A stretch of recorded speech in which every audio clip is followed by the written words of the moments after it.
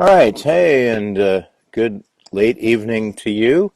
I'm sorry about being a little late here. This is live. We're live now anyway. Sorry, this is the quarter hour with Sid Yiddish, week eight. Week eight. I've been doing this for 2 months. Feels pretty good too. Anyway, let me adjust my volume just a little bit. Yep, there we go. All right. So welcome to program eight. And yeah, I just a little groggy, but don't worry, I'm fine. So today I wanted to make some notations of a couple of things. So today in our National Day calendar, this is National Online Recovery Day. I'm not quite sure what that means. That's It's also National Voter Registration Day, and I hope those of you who weren't registered to vote have done that. It's also National Elephant Appreciation Day. It's National Ice Cream Cone Day, Car Free Day, which either maybe I think they mean free cars or maybe just no cars today. It's Hobbit Day. It's National Girls Night, National Centenarians Day. Of course, it's the first day of fall. Did anybody go out there and balance an egg? I'll probably do it today after the show is done.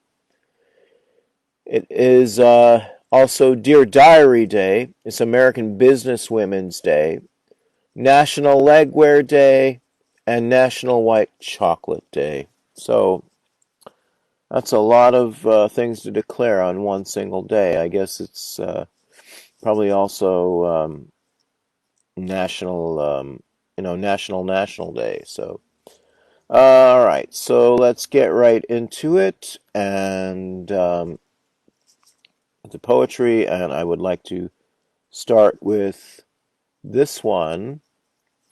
And this is, there we go. Just adjusting one little thing. Here we go. And this is a poem of mine, and it is entitled 5781 because the Jewish New Year was this past Friday, and Lashana Tova to um, all my friends out there, wherever you are, whether you're in LA, Houston, or Denmark, or even here in Chicago. So this is called 5781.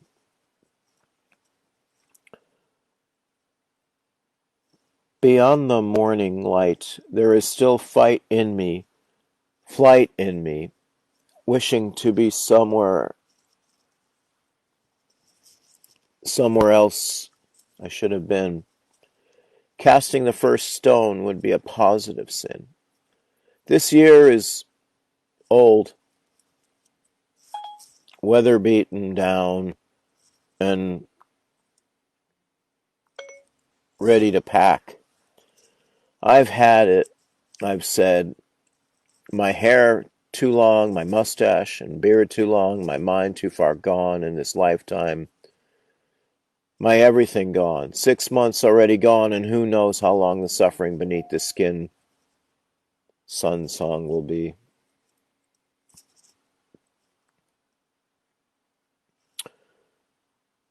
Singing prayers is what we do best. Every goddamn day is a motherfucking testament that I must scratch and scream between my eyes. Too much to surmise, never enough to suggest what must be done since my hands are tied. Everyone else a robotic voice that leaves me no choice but to doubt my very existence in the minute-mindedness that sneezes its souls to pieces that slivers. Please get your act together and let me know when you decide to come back as. In the meantime, I look forward to the afternoon afterlife apocalyptic America I've come to know and dislike. The conduct of it is alienating, is enough to make me sick. Right, and the second one here, it's called While Emily Paints. We steal language that is obliged. Time ticks moments away that are contrived. I read words that cut straight to the bone by lovers and friends who prefer anonymity and to be alone. Alive is she still, struggling with thrills she can't yet have. In darkness she sleeps, her soul inside so steep and steady. Ready or not, she is. Feeling good about herself is important. It's so difficult for the stranger to tell her his crush is real and not just a distant dream. Her smile is deep. Oh, how he wishes he could sleep and shake off the terrors he has of the trembling and the timing, and how wrong he hopes he's not. There is no doubt what he carries is strong, whether he writes it down in a poem or a song. Emitting admiration is just one more thing. That was called While Emily Paints. All right, so moving right along. We've got the next few in, let's see here. All right, we will, oh no. There we go. Sorry, okay.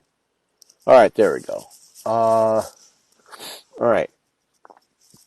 Next, going to read from what's becoming my favorite pandemic book. It's The Joys of Satanism by Shane Bugbee. And I will read this poem. Actually, I call it, his poetry is more observational than anything. That's what I believe. And this is this is a poem called Satanists Don't Have Problems. Satanists don't have problems. Satanists have solutions or acceptance of failure.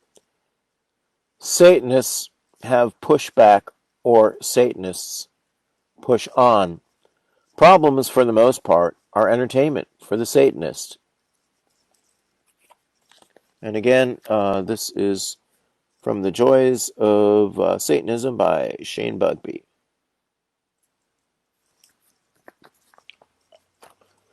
And the next book I'd like to read from is by the late Eddie Two Rivers, A Dozen Cold Ones. There we go. And this is the poem I'd like to read. It is called Kerosene Hard. And there's like a little tiny little thing in the beginning. He's got a quote, and it's by Tom McGrath, and it says, "This moment is at war with all time, save the single moment."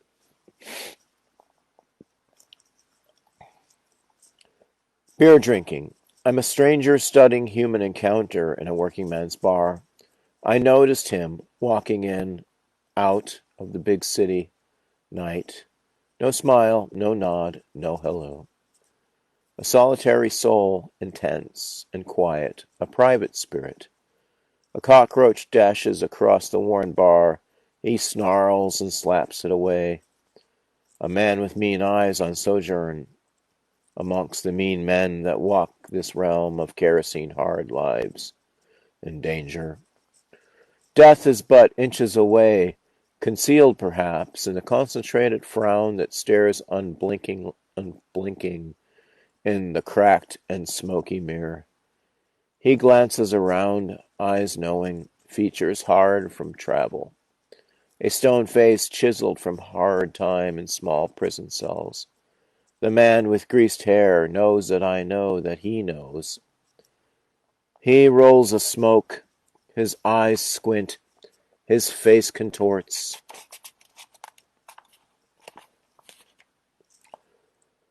He had the look of a man who lived his life fast, like the Hollywood voyeur's attempt to emulate reality without the emotion.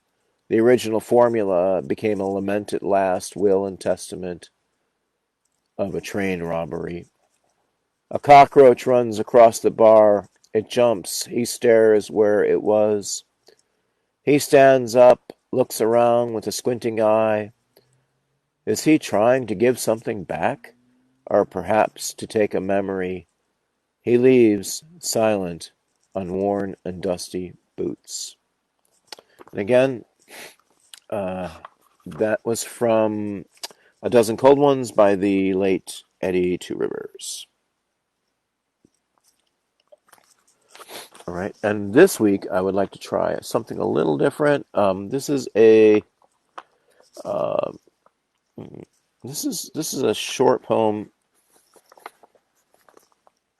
I believe. Um, I just never understand this about poetry. They always type like 8-point-inch type, and there's so much white space. This is poem. This is a poem by Marge Piercy, and it's from the book Breaking Camp. I'll show that to you right there. And this is a poem, very short poem. I'm sorry to say I have to uh, read it this way so I can read it because the type is so small. It's called Interior with Sun. Rooms blown in treetop rapids where the sun floats over our blue bed. Borne forward on October with steam pipes clanking, piers bronze in a basket, our comforts ripen, surmounting the blaze of leaves. Arched dolphins twine copied from a fading mosaic and Delos among the stones of a merchant's house. Love is not a place. I thrust the windows high, shove up the rusty screens to the wind may scatter. Leaves waxy as crayons, let waste in and ruin. To fear them will smother us. It is time to move. And that was from Breaking Camp by Marge Piercy.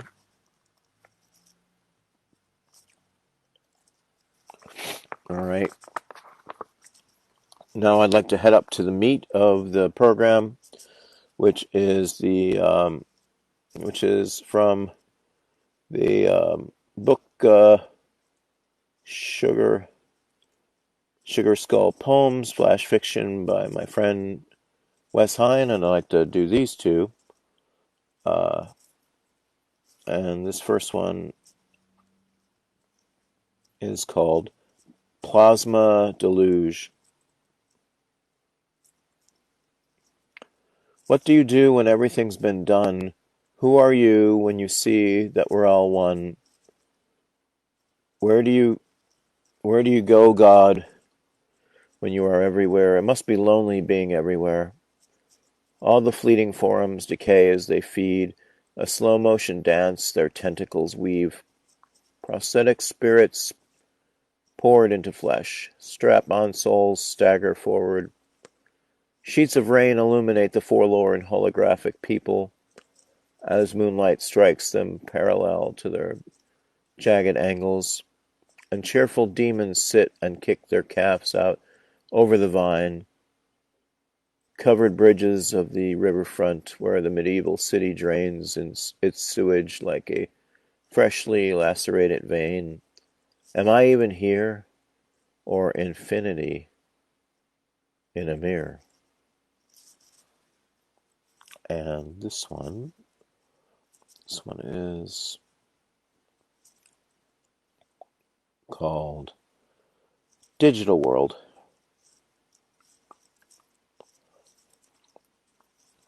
In a digital world, 9 years old, 9-year-olds 9 years old are watching porn. In a digital world, there are pictures but no photography. In a digital world, everyone is on the phone but no one talks. In a digital world, we forget our bloodstream is analog. In a digital world, we think everything is better, but we're just quicker at being bad. In a digital world, music is just background noise. In a digital world, no one knows the names of their favorite songs. In a digital world, dreams are downloaded and put on shuffle. Okay, so that was from Sugar Skull Poems Flash Fiction by my friend Wesley Hine. We're going to move right into our bedtime story. And let me grab that. I will grab that just momentarily here. Let's see.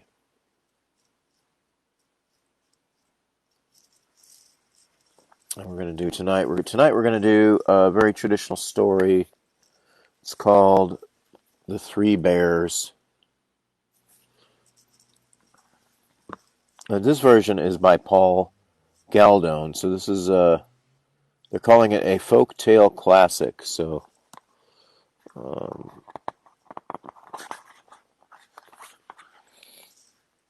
it's by Houghton Mifflin Harcourt, Boston, and New York.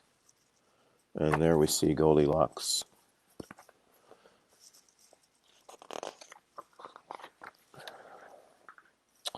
Once upon a time, there were three bears who lived together in a house of their own in the woods.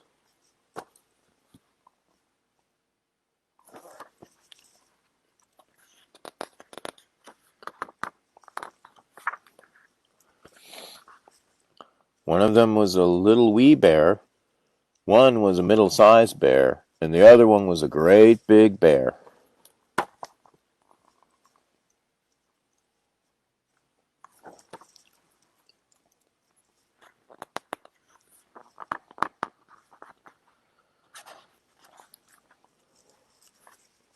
They each had a bowl for their porridge. The wee little bear had a little wee bowl. The middle-sized bear had a middle-sized bowl, and the great big bear had a great big bowl. They each had a chair to sit in. The little wee bear had a little wee chair. The middle-sized bear had a middle-sized chair, and the great big bear had a great big chair.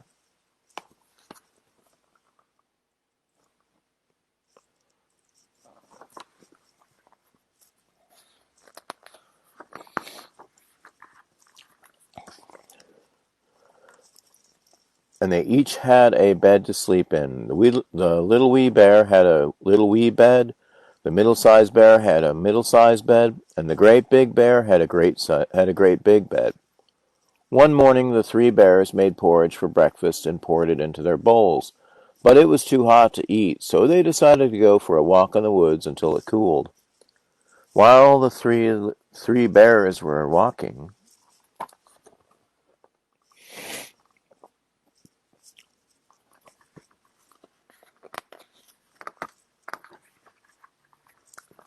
a little girl named Goldilocks came to their house.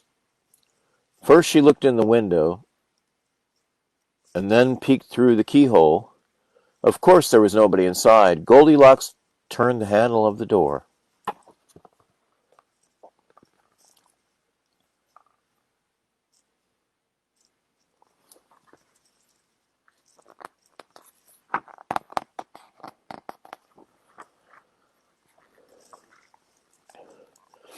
First she tasted the porridge of the great big bear, but it was too hot. Then she tasted the porridge of the middle-sized bear, but it was too cold. Then she tasted the porridge of the little wee bear. It was neither too hot nor too cold, but it was just right. Goldilocks liked it so much that she ate it all up. Then Goldilocks went into the parlor to see what else she could find.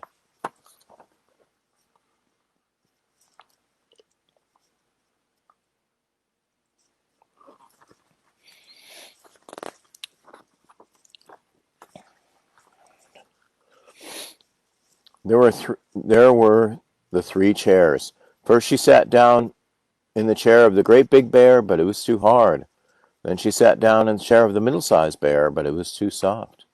Then she sat down in the chair of the little wee bear.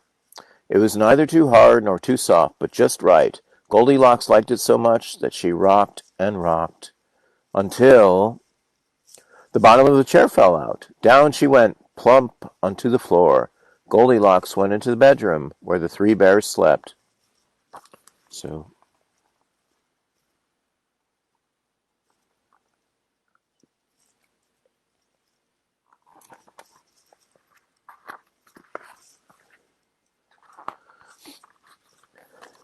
first she lay down upon the bed of the great big bear, but it was too high at the head for her. Then she lay down upon the bed of the middle-sized bear, but it was too high at the foot for her. Then she lay down upon the bed of the little wee bear. It was neither too high at the head nor too high at the foot, but just right. Goldilocks liked it so much that she covered herself up and fell fast asleep. By this time the three bears thought their porridge would be cool enough, so they came home for breakfast.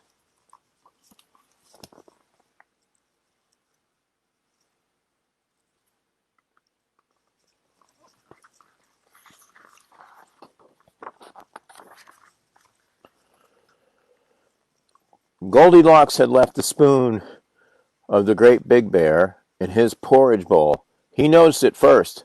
"Somebody has been tasting my porridge," said the great big bear in his great big voice. Goldilocks had left the spoon of the middle-sized bear in her porridge bowl too. "Somebody has been tasting my porridge," said the middle-sized bear in her middle-sized voice. He's looking mighty pissed there, that's for sure.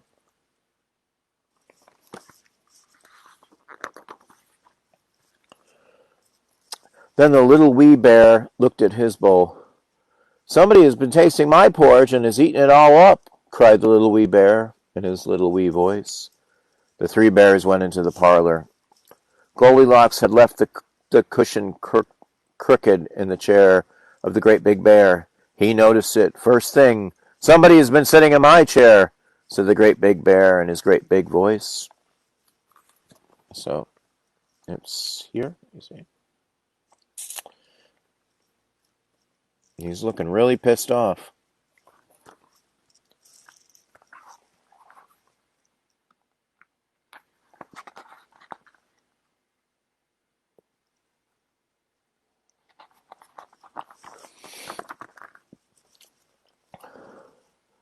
Goldilocks had squashed down the cushion in the chair of the middle-sized bear. "Somebody's been sitting in my chair," said the middle-sized bear in a middle-sized voice. Then the little wee bear looked in his chair. "Somebody's been sitting in my chair and has sat right through it," cried the little wee bear in his little wee voice. The three bears went into the bedroom.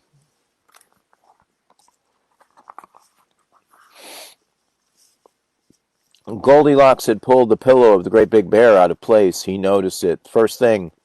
"Somebody has been lying in my bed," said the great big bear in his great big voice. Goldilocks had pulled the blanket of the middle-sized bear out of place. "Somebody has been lying in my bed," said the middle-sized bear in her middle-sized voice.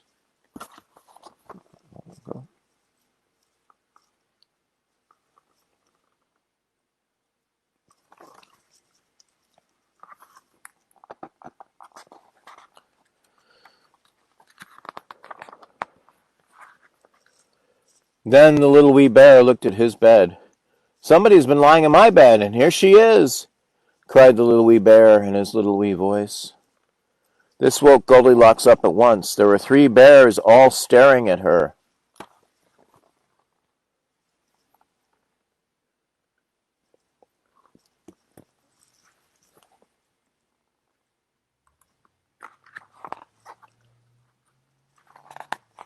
It's a little thicker tonight. Sorry about that.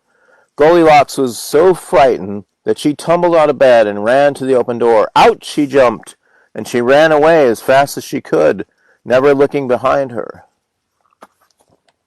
And that's pretty hardcore there.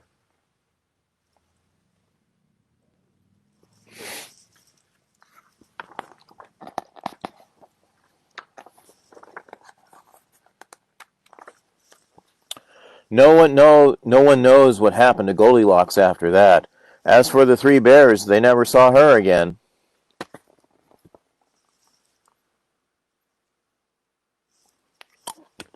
And that's the end. Um, so, um, before we go tonight, before I go tonight, actually, I just want to give some shout outs to some folks, friends of mine. Um, my friend John and his sister Laura are kind of going through a kind of a rough time, and I just want to let them know if they see this, just to let them know I'm with them. Um, uh, been suffering. It's a family thing. Um, I just want to let them know I'm with them, and they're my thoughts are with them in this time of struggle and need, I guess you might say. Um, as for the rest of you, anybody who is watching, I do want to say if you do have poetry or short stories you'd like me to read, send them my way, direct message me. I've asked it before for these 8 weeks, and I'm going to ask it now. Every week I've asked, in fact.